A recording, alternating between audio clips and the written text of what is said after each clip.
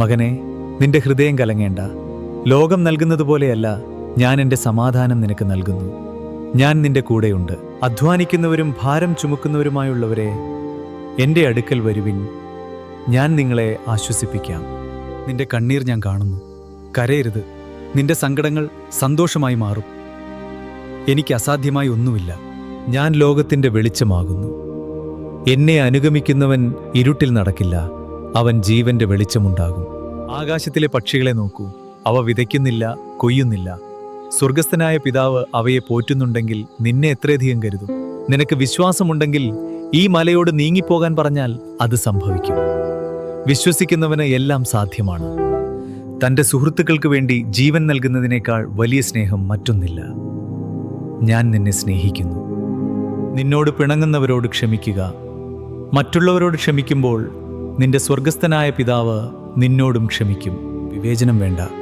നിങ്ങളിൽ പാപം ചെയ്യാത്തവർ ആദ്യം ഇവളെ കല്ലെറിയട്ടെ. വിധിക്കരുത്, എന്നാൽ നിങ്ങളും വിധിക്കപ്പെടുകയില്ല. കഴിഞ്ഞുപോയവയെ ഓർത്ത് വിഷമിക്കണ്ട. ഇന്ന് ഞാൻ നിനക്കായി പുതിയൊരു വാതിൽ തുറക്കുന്നു. ധൈര്യമായിരിക്കുക. ചോദിക്കുവിൻ, നിങ്ങൾക്ക് ലഭിക്കും. അന്വേഷിക്കുവിൻ, നിങ്ങൾ കണ്ടെത്തും. മുട്ടുവിൻ, നിങ്ങൾക്ക് തുറക്കപ്പെടും. നീ സത്യം അറിയും, ആ സത്യം നിന്നെ സ്വതന്ത്രനാക്കും. ഞാൻ തന്നെയാണ് വഴിയും സത്യവും ജീവനും.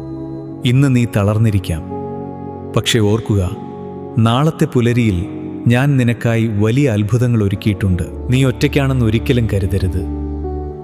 ലോകത്തിൻ്റെ അവസാനം വരെ എപ്പോഴും ഞാൻ നിന്റെ കൂടെയുണ്ട്. മനുഷ്യൻ ലോകം മുഴുവൻ നേടിയാലും തൻ്റെ ആത്മാവിനെ നഷ്ടപ്പെടുത്തിയാൽ എന്ത് പ്രയോജനം?